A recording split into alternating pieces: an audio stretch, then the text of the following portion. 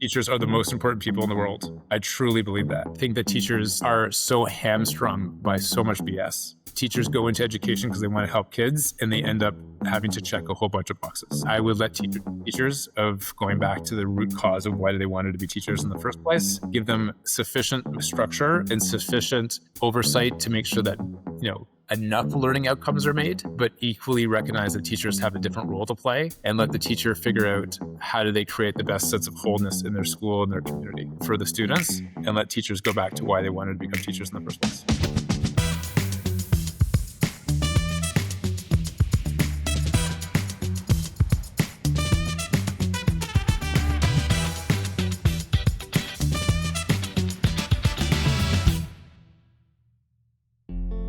Welcome to the Education Matters podcast. There are few folks outside the formal education system who have influenced young people at the scale Marc Kielburger has. For more than 3 decades, he and his brother helped shape a generation's understanding of service, citizenship, and collective action. Through Free the Children and later We, they built an organization that tied hope to collective action, something that all schools hope to cultivate. I'm genuinely honored to have Marc on the podcast because many of us in education watch students light up at We Day events over the years. We saw young people begin to imagine that their voices truly mattered, that service was not abstract but possible, that they could do something. And whatever your political views, it's impossible to deny the reach of that movement and the sense of agency it offered millions of students all across Canada. In this conversation, we reflect on what it takes to build movements that invite young people into meaningful action. Marc shares how his journey began and how his early conviction evolved into a global effort focused on education, opportunity, and human dignity. We also address the political fallout in Canada that created a false narrative and one that ultimately dismantled much of the We Foundation's presence here. We talk candidly about that loss, but also about resilience, about what it means to continue the work when circumstances shift, and his current initiatives, including Legacy Plus, that partners with major global organizations to build purpose-driven initiatives in the United States and internationally, as well as his new podcast with Martin Luther King III and Andrea Waters King and his brother Craig Kielburger, that explores what it means to build meaningful legacy in turbulent time. We also discuss the future of education itself. Marc speaks passionately about the central role of teachers, not just as instructors, but mentors, role models, and the necessary steady presence in a young person's life. We discuss how schools can better cultivate purpose, empathy, and global awareness in an era shaped by rapid technological change and social fragmentation. And we explore how education can move beyond performance metrics towards something more enduring. So, without further ado, here is my conversation with Marc Kielburger. Marc, welcome to the podcast. Where does this podcast find you today? Thank you. I'm in Toronto today, and great to be here. Wonderful. Whereabouts in Toronto are you, Marc? We're in the beaches area specifically, so not too far from down. Nice. My sister lives in that area. It's actually rare that I actually interview anyone from the GTA these days, so it's always nice to have a Torontonian here on the podcast. So Marc, I would have given you a proper introduction at this stage, but can you give the audience a sense of what you're up to these days? Oh my goodness, so many amazing things. Working with remarkable visionaries to help bring their legacy projects to life is a big project that we're working on.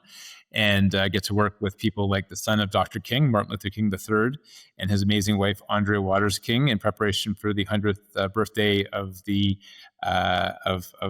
Dr. King coming up in a handful of years. Really excited by that project, working with sports leagues and tens of thousands of teachers and schools and school projects and so many amazing things in the US, which we're very excited about. Working with the Dalai Lama Center and the work of His Holiness the Dalai Lama, which is another passion project of mine, and love doing that work, and it's been absolutely remarkable. Working with amazing individuals like Tony Robbins, who has had a huge impact on our life growing up, and some of his philanthropic activities, and having the privilege to understand, where he's focusing his impact work, and he's very much about impact.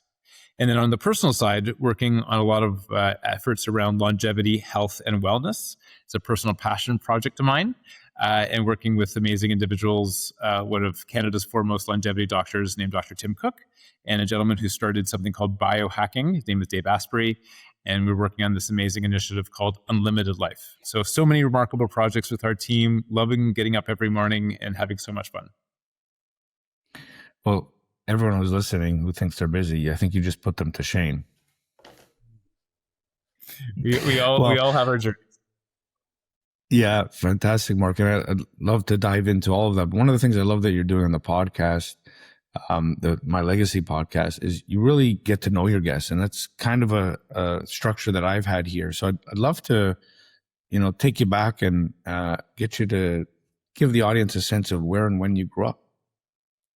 Yeah, well, thank you for Jason. Shout out the My Legacy podcast is something that we do with the son of Dr. King, again, Martin Luther King III and Andrea Waters King. It's called My Legacy. And to the conversation we had just earlier, it's an opportunity to get to know amazing individuals and to get to know their backgrounds and their experiences. And we just passed 1 million subscribers on YouTube, which we're very proud of. And seeing these amazing conversations that we're having with just world leaders to social change makers. But for me, very humble beginning and background. Grew up just north of Toronto in an area called Thornhill. Both my parents were teachers. My dad taught French and my mom taught kids with learning differences. And that's where we and my brother and I learned our love of education. It was really much in an educational setting, in an educational classroom. Not only were our parents teachers, but all of our aunts were teachers. All of our uncles were teachers, and all of our cousins, except one, were teachers. So a remarkable family of educators. Yeah, I'm in a similar situation where I might be the black sheep in doing work in educational podcasting, but everyone around me are a bunch of educators as well. And it's also been a theme of a lot of the guests here. Can I ask you, Mark, how did you play as a child growing up? Played with a lot of love and affection, and not just play in terms of like regular play, but we did a lot of service work when we were young. My parents really encouraged us to volunteer, and they were big and very active in the community, in their schools, in their school community. So did a lot of work in that space. Loved a lot of sports, and that was a big part of my growing up too, and just getting to know people through that sense of community and building community through sports, and having a wonderful experience with that. And then also, my parents were very entrepreneurial when they were young as well. So every summer, we would move houses, and they would fix up the house throughout the entire year. And then basically the next year, they would flip the house, hopefully for some additional money, capital gains tax-free, and then move to the next house. So part of my play was actually work and turning to understand. I remember sitting around the table at the age of 8 and, having a conversation about interest rates and how that all worked. And so it was a pretty interesting experience growing up. It was very remarkable in terms of the learning environment and a lot of defining experiences as a kid. What do you remember was your first love when it comes to learning? What did you first love learning to do? My first big experience was I ended up winning the best science fair in Canada when I was in grade 7. And I loved learning about science in a way that applies or an applicable way, not in a purely scientific way, but how science can actually apply to one's life. And this science fair project was about alternative friendly home cleaning products of all things. It was like, using vinegar and borax and baking soda to clean your home. And my grandmother, who fortunately has passed away many years ago, I went to her house and I saw that how she cleaned her house was with these, literally things like vinegar and baking soda and lemon juice and, other things. And I went back to our house and my mom was trying to get me to do chores. And then I tried to probably, weasel my way out of the chores, saying like, look at, there's like all these horrible signature signs on the cleaning products, like danger, explosion, carcinogenic. Mom, you can't make me use these things. Look how bad they are. Which made me try to get out of chores, probably unsuccessfully, but nevertheless, more importantly, helped me understand that there's other ways of actually, doing things as simple as cleaning, and then understanding like the chemical compounds of these various different alternative friendly home cleaning products and how they were good for the environment versus the ones that we were using. And, way back then, these products that we were using were extremely ozone depleting, and that was a big issue. So came up with a whole bunch of recipes for alternative friendly home cleaners. And the Heinz company of all things, of course, that made vinegar as well, found this was quite interesting, and ended up publishing a book with them. And it was sold when you bought a container of Heinz vinegar. You could download the book and get information about all these different recipes, how you could use vinegar as a cleaning product. So that was my first love book. Nice. Was that the spark that kind of set you on this path? Like you mentioned, you had educators as parents that were also very entrepreneurial.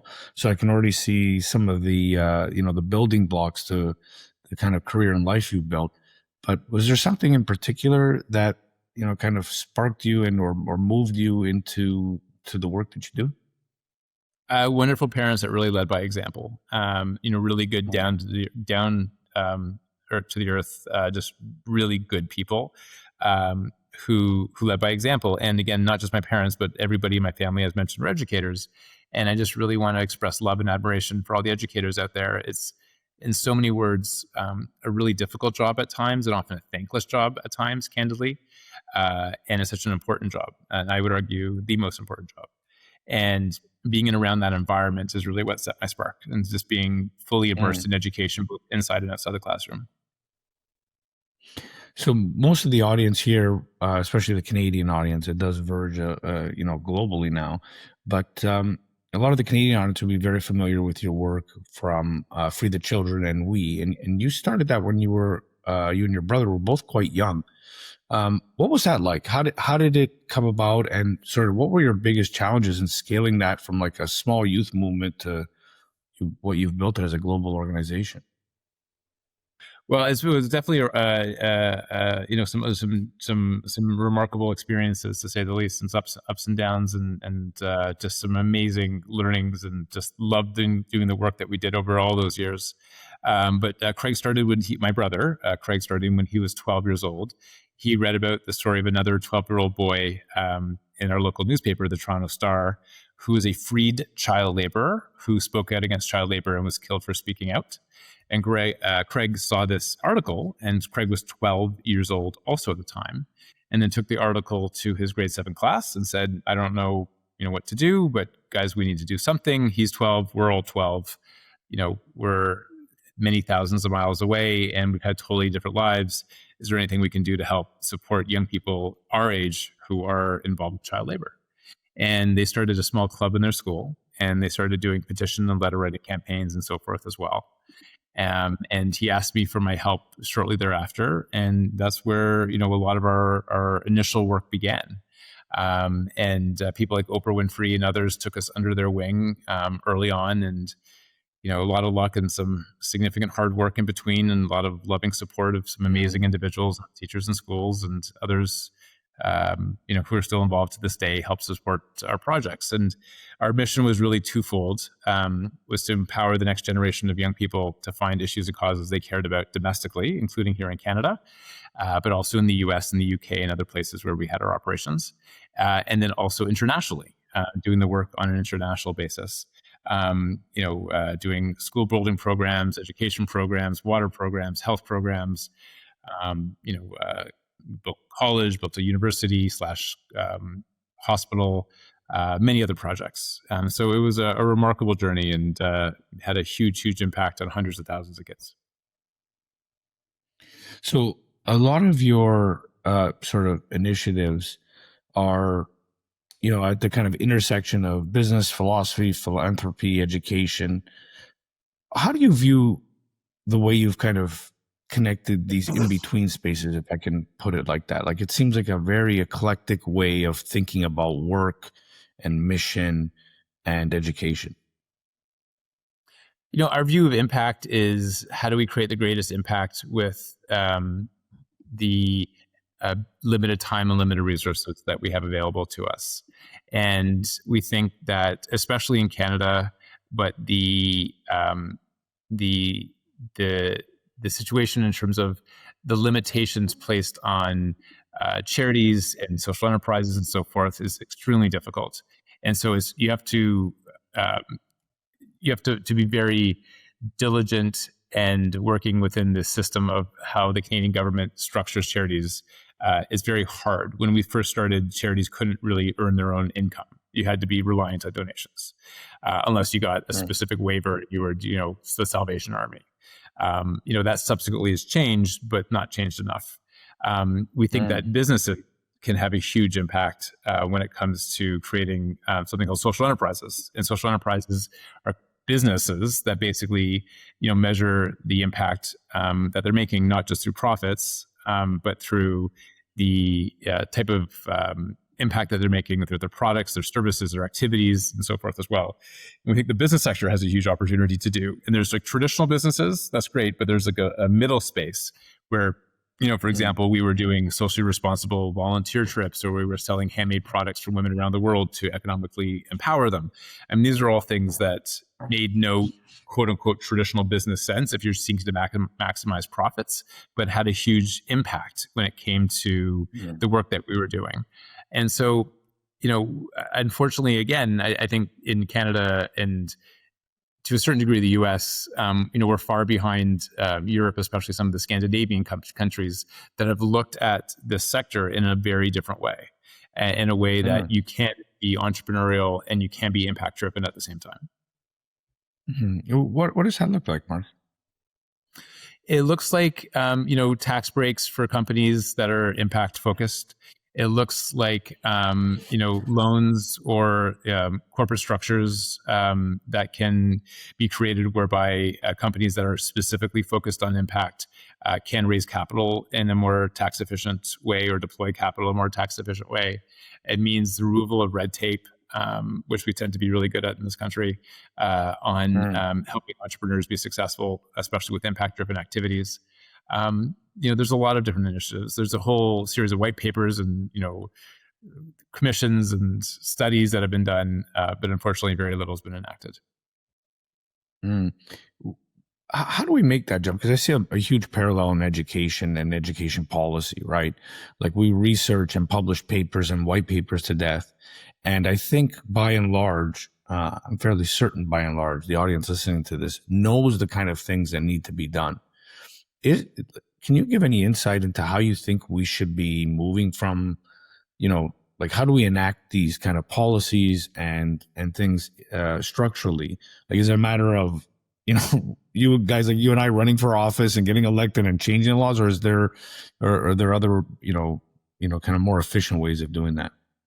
Yeah, I think we could just look around the world, and a lot of people have figured this out, and just find things and models that are working and see how we can apply them within a Canadian context. And again, the Scandinavian countries is a great example where they really have embraced this third way.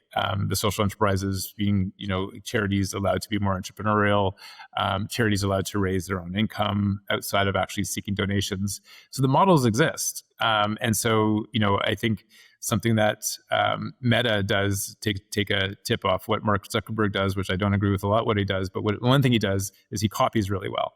And so going out and actually copying other people that are doing this really well, and just, Canadianize it and make sure it works within our context, and then scaling it. I don't think we need to reinvent the wheel. It exists. Yeah, that's wonderful. And I want to come back to a lot of the impact and work you're doing, especially in education. But just maybe a couple more questions on the personal side. When people look at you from the outside, like, you see these two super successful brothers that, have, the big saying here in Canada, it's like, you've got to make it abroad to then be really recognized in Canada. And you certainly have been, both of you. But I don't think a lot of people understand the kind of struggle and strife to get there. Do you have any regrets or failures that you kind of made you stronger, made you where you are today? And, Can you just elucidate for folks what the actual process of being successful is like? Oh, for sure. I mean, as you go down these paths, there's lots of things to reflect on. Of course, what happened to us in 2020 is something that was still challenging during the pandemic. And we were asked by the government of Canada to help do a volunteer service initiative, not knowing that the Prime Minister himself wouldn't recuse himself from making the decision, in part of the cabinet decision when the dollars and the contract was awarded to us. And, that set up quote unquote a fake scandal in my mind, where the minority parliament, had all those challenges with, members of parliament on the opposition just using us as a political football to score points against the Prime Minister, who ended up being reelected anyways. And the damage that was done, our damage was significant, and it just shows you can do a lot of good work, and especially when you get involved. And albeit in our case, unfortunately, we made a decision to help in that case, but it became very political because of our pre-existing relationship with the Prime Minister's mother. It was really devastating. And then 9 months later, the independent ethics commissioner clears them, and says everything was done properly. But you tell that to largely conservative media that looks for clicks, and a bunch of individuals, in the opposition who are just trying to bring the Prime Minister down at the expense of children across Canada. So, it's very unfortunate. It is what it is. And looking back, learned a lot of lessons. I lost a lot of faith in humanity and a lot of faith in the Canadian political process. But equally know that, the work we did was extremely impactful. The schools, the projects, the initiatives that we did around the world remain and sustain. And still every single day we reach out and we get kids, and now older young people talking about the impact that the collective organization and the work that our team had on them. And then we continue to do the work significantly in the US, primarily with a couple of the different projects that we're doing with, for example, the King family and Dr. King's oldest son, Martin Luther King III. And so the irony of ironies is that the project that we were hoping to set up in Canada during that time, this National Volunteer Service Initiative, has been successful, but just in the US. And we set it up in the US. The infrastructure is now existing in the US with hundreds of nonprofits and some of the biggest names and biggest celebrities and biggest individuals who are all rallying around this, making this work. But unfortunately for American students. And in my mind, that should have been here in Canada.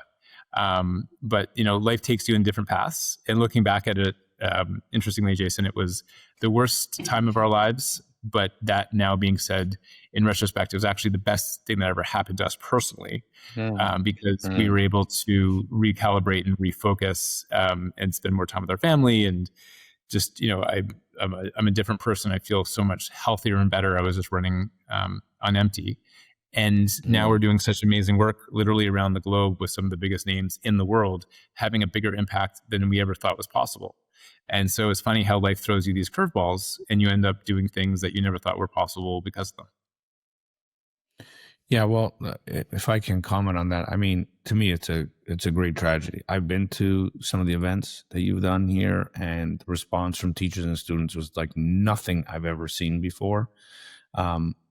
So, I mean, I commend you for the work, and I think this is a good lesson for those, listening to build resilience and to come back from these things. Is there a path back for your work in Canada? Our path is really just focused on massive scale and massive impact. We see that geography being agnostic for us to a certain extent to this point. We have so many thousands of schools and tens of thousands, if not hundreds of thousands of teachers engaged on the US side. And that has been keeping us really busy, especially with all the challenges going on in the US right now. But we're not seeking to bring back the big events or any of those kind of activities in Canada, but we're certainly not against it. But we're really happy and really proud and really excited with the work we're currently doing. And our core team, gets up every morning, and this team's been with us for 10, 15, some cases 20 years. And the impact that we're having is phenomenal on a global basis. And so that's very much our North Star right now.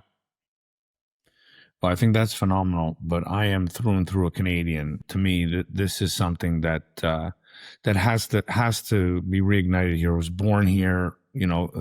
It's to me, like I said earlier, a real tragedy that it's not happening. So, if anything I can do to help you out, and the listeners here can help you out, I'm sure you'd find a lot of willing participants. Thank you.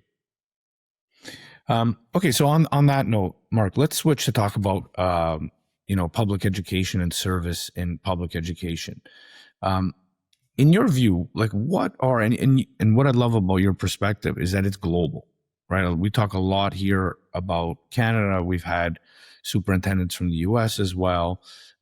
But can you talk about like the key structural barriers in public education, whether it be like policy, funding, culture, that prevent real large scale impact? And if you can tell us how we overcome that, that'd be great.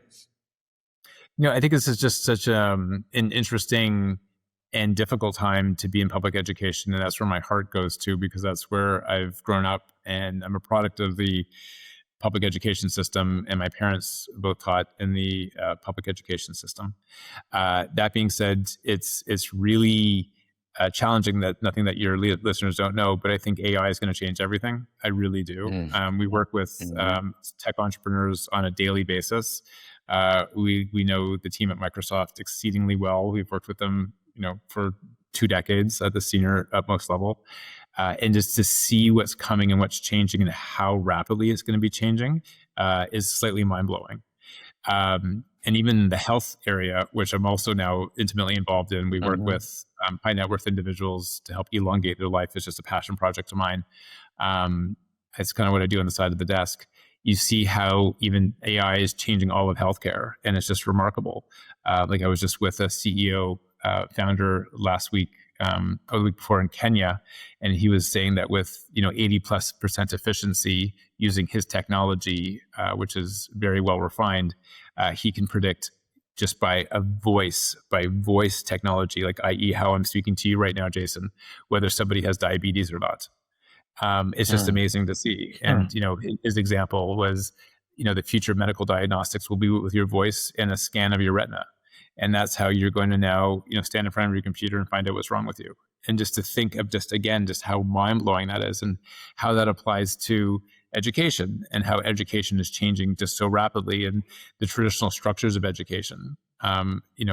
Everything any young person would ever want to know is on, ChatGPT or one of the versions of an AI group. And so how do we teach young people to think differently as opposed to consume and, retort information? It's just a totally different world that these young people are inheriting. And my fear is that the education system, for a whole bunch of reasons, is so far behind the 8 ball on this, and don't realize the extent of the changes that are about to take place, and are not prepared or willfully unprepared to help our young people be ready and ahead, and being able to absorb the extent of the changes. And then we teach young people differently, knowing that AI is going to be such a disruptive force of the world. Yeah. So what does that teaching look like, Marc? Because I will say I do a lot of work, and in this space in particular, because of part of my background in philosophy and wrestling with AI for years. Me and my partners were really early to the game. We've done a lot of training and professional development with educators, but also a lot in the nonprofit space and the business space. And I see, for the first time, I've been in ed tech for better part of 2 decades. I've seen how slow those changes were. However, I see a big impetus for change now. Like, just to give you a sense, the Canadian districts are moving quite rapidly in trying to understand it and get their senior leadership trained and exploring. And I've never seen a movement like this in my 17 plus years in this space. What would you suggest to them are the key areas that they need to be thinking about, or, to your point, need to be moving more rapidly towards? I think it's two areas. Number one is just how do we teach differently? And then what's our philosophy of education? And so how do we teach differently is knowing that AI is such a disruptive force. How do we not teach, the rote method of learning? How do we actually create critical thinking, and asking questions and looking at things differently and analyzing things differently? And like this, basically, I went to law school, And what does law school do? It teaches you how to think differently.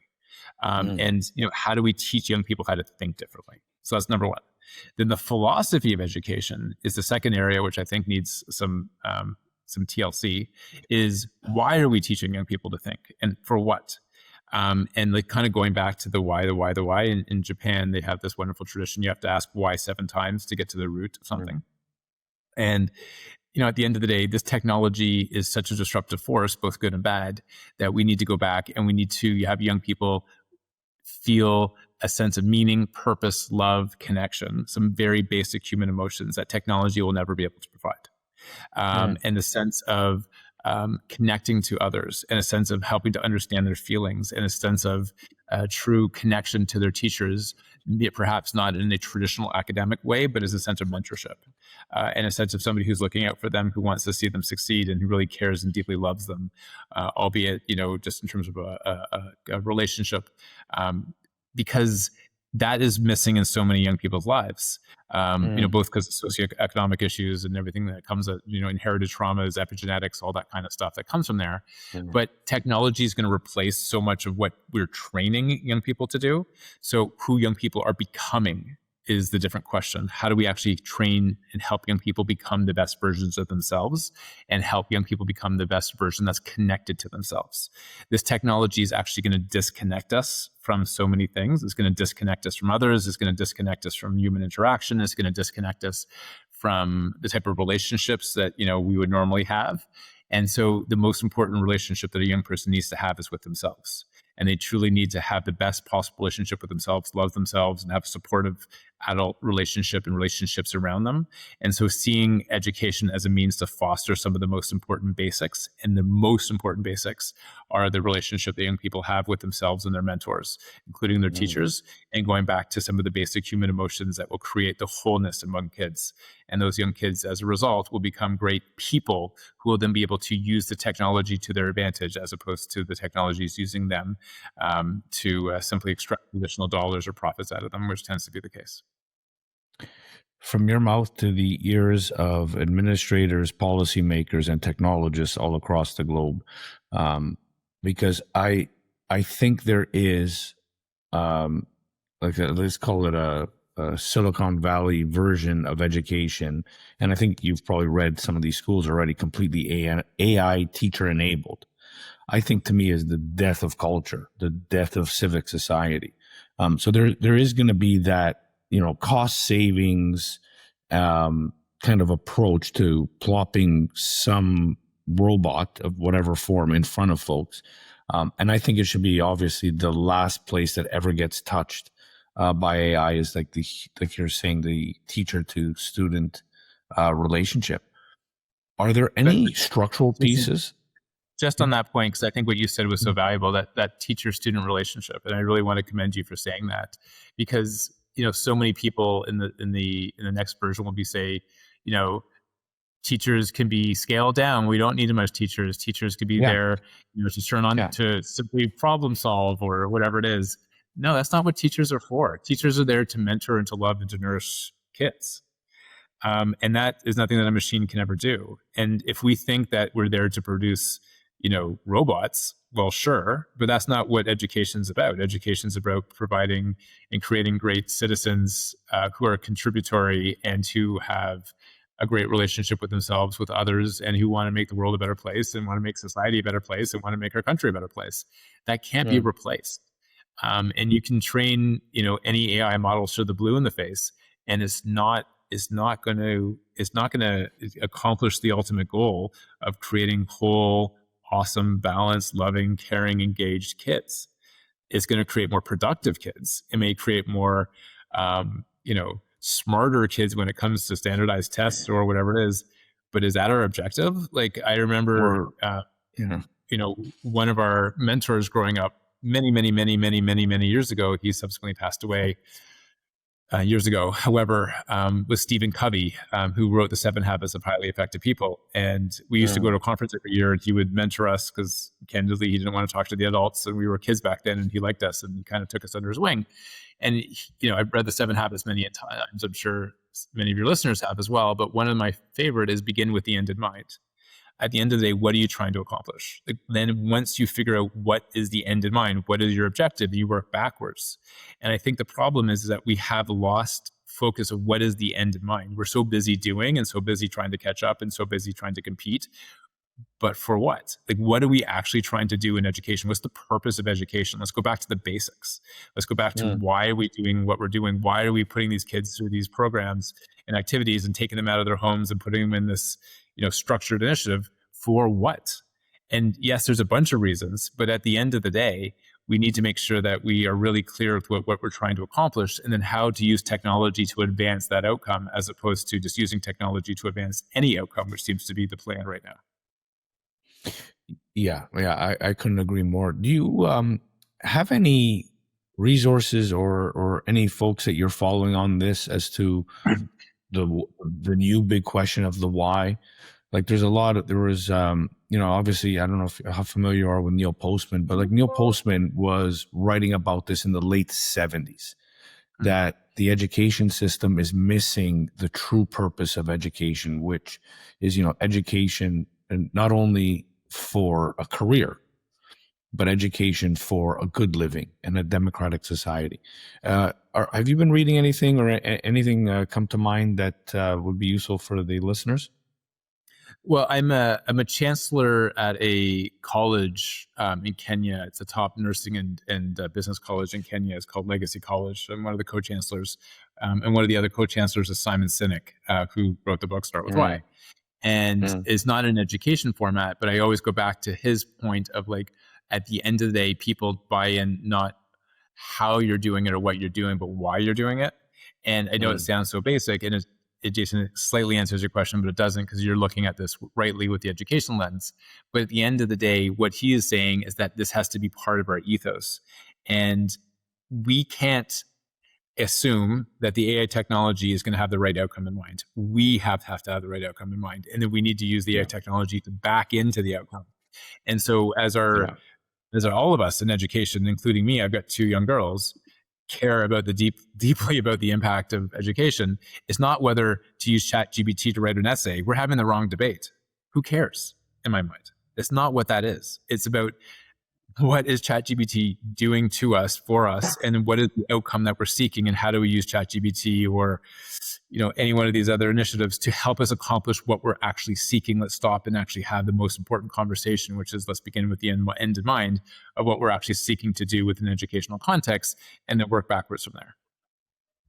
Do you have any concrete ideas as to what administrators can start doing? Like, I think the most incredible thing that you've done is, and when I say you, I mean the collective group that you and your brother represent, right?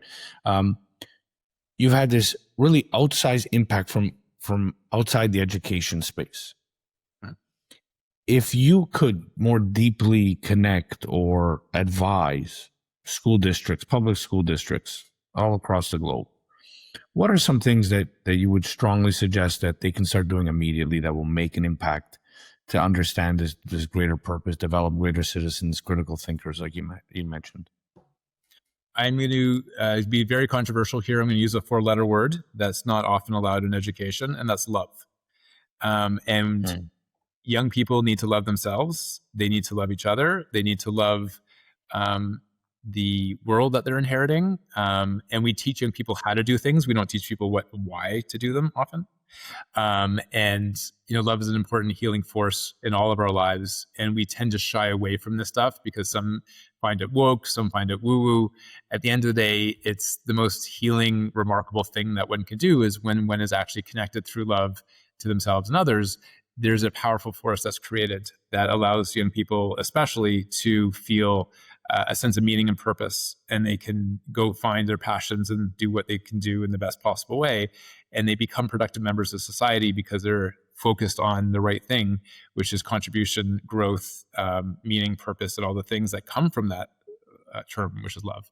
The problem is that we have, desensitized feelings. We've desensitized character education. We've desensitized values and attributes. We've desensitized all these things because, there's somebody on the PTA that doesn't like it. And then there's one trustee who's got their nose out of joint. So we can't talk about these things, but we can talk about math scores, but we can't talk about feelings. It's just crazy. But like, are we trying to be robots or are we trying to be humans? Like, we're very good at human doing. We're not so good at human beings. So for educators and students themselves, how would you suggest they, inject purpose, agency, service, love into the daily routines, in the public systems?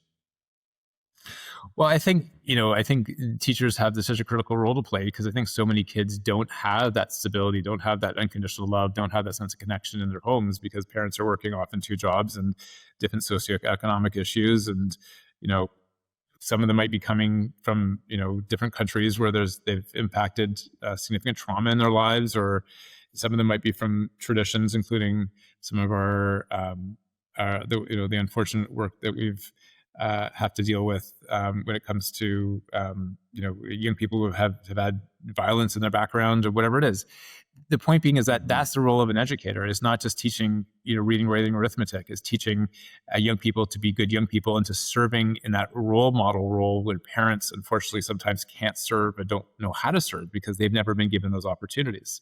So what can they do? Candidly, I think we can free up some of their time just so teachers can be there as teachers, as friends, and as mentors. I understand that everything is about test scores and getting to the next quarter and results and that kind of stuff. But at the end of the day, if the young person has a whole bunch of trauma and psychological challenges and a whole bunch of, dissociative events and all this kind of stuff, who cares if their math scores are best? If you have to go 20 years from now, fix them because they have massive depression and, significant mental health and physical health issues because they were never dealt with the childhood issues that were the originating of these issues in the first place. Like we're really good at putting Band-Aids on. We're not so good at going back to the root cause to figure out what the challenges are. So, if it was me and if I was running a school district, I would probably give the middle finger to the ministry and say, I'm just going to do this a little bit differently. And we're going to come up with a way that we're actually going to teach whole child education all the way through school. We're actually going to have conversations about meaning, purpose, and service. Service is going to be not 40 hours of community service that you're forced to do. It's going to be part of who you are and who you become. We're going to actually do this in a really cool, fun way. We're going to be in the community. We're going to actually create relationships with each other. We're going to create really safe spaces where young people can feel and have all the feelings and talk about what they need to talk about. We're going to engage the parents meaningfully in our school environment, not just during parent-teacher associations, but as participants because they're stakeholders in their community and stakeholders in their parents' education and their child's education. And we're going to do this in a way that, really talks about what's the objective of education. And we're going to reframe the objective of education. And we're going to create great people because we also recognize that the computers and all the AI functions will do what we're training the kids to do. So that battle has been lost. What has not been lost is creating great kids. And I'm really going to double down on focusing on creating great kids.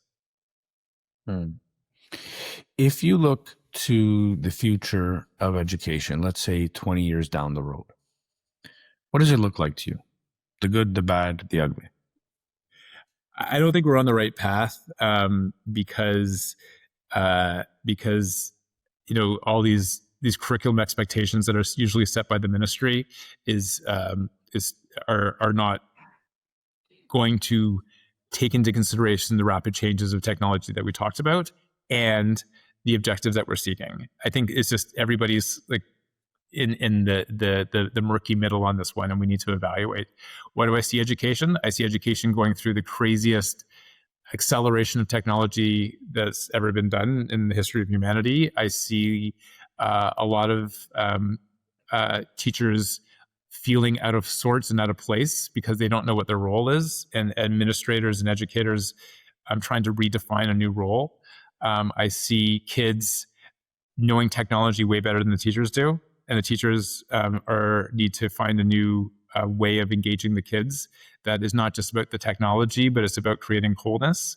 I see some students and some teachers and some school districts doing this really well, and I see a bunch of school districts not doing it well. And I think the next 20 years is going to be like the ultimate roller coaster. Like I live not too far away from a big amusement park called Canada's Wonderland. And it's like, go on those roller coasters that go up and down. And sometimes you're feeling like you've got the wind between your wings, and other times you feel like you're about to throw up. And I see a little bit of that coming up in the next 20 years because, this is in such uncharted territories and we don't have a plan that's coherent. If I gave you a magic wand and you could do anything to public education, and Mark, let me remind you, it's all powerful, what would you do? I would redefine the role of a teacher. That would be it. The teachers are the most important people in the world. I truly believe that. And I think that teachers are so hamstrung by so much BS out there. And teachers go into education because they want to help kids, and they end up having to check a whole bunch of boxes. And I would let teachers of going back to the root cause of why they wanted to be teachers in the first place, give them sufficient structure and sufficient oversight to make sure that, enough learning outcomes are made, but equally recognize that teachers have a different role to play, and let the teacher figure out how do they create the best sense of wholeness in their school and their community for the students, and let teachers go back to why they wanted to become teachers in the first place. Thanks for that, Mark. My penultimate question is, what are you hopeful for? Oh my gosh, I'm hopeful for so many great things. I see what's happening right now with the work we're doing with Dr. King's legacy, and I'm just so hopeful to see so much good work being done in that respect. I see the work of this college, of which again I'm associated with. I'm the chancellor of, and I see the 200 some odd students who are nursing students who graduate every year, who are so excited to help go back into their communities and do good things. I'm excited for the work that we're doing in the space of health, wellness, and longevity, because as much as technology has some downstream negative implications, especially in terms of not working within the education sphere in the way that could potentially be most advantageous to us because of our policies. On the health side, I see us living as collectively, especially in developed countries, so much longer, healthier lives if you're interested in doing that, because the technology itself is just absolutely remarkable. Living another 20, 25, 30 years is possible for all of us, because the technology in the longevity space is doubling every 3 months. I think the world is an incredibly wonderful, awe-inspiring, complex, and challenging place all at the same time. And it's our job to find the good parts of that and lean into it, help where we can, and simply just leave the world a better place than we found it. And if we can do that, then we've lived a very successful life. Wonderful. And my last question, Mark, what podcast, book, video, movie, album have you enjoyed recently that you'd recommend to the audience? Hands down, I've just read all of Gabor Maté's books, all of them. Somebody who's big in the education space in Canada, I think a Canadian hero. He's actually coming up on our podcast in December, which I'm really excited that we've had everybody you can imagine on the podcast, from John Legend to Natalie Portman coming up. We've got the biggest names of technology, the biggest names of education, the biggest names of everything. I'm so excited for Gabor Maté. He is a legend of a legend of a legend. And The Myth of Normal, When the Body Says No, just all these books are must read for educators, especially The Myth of Normal, which is his latest book.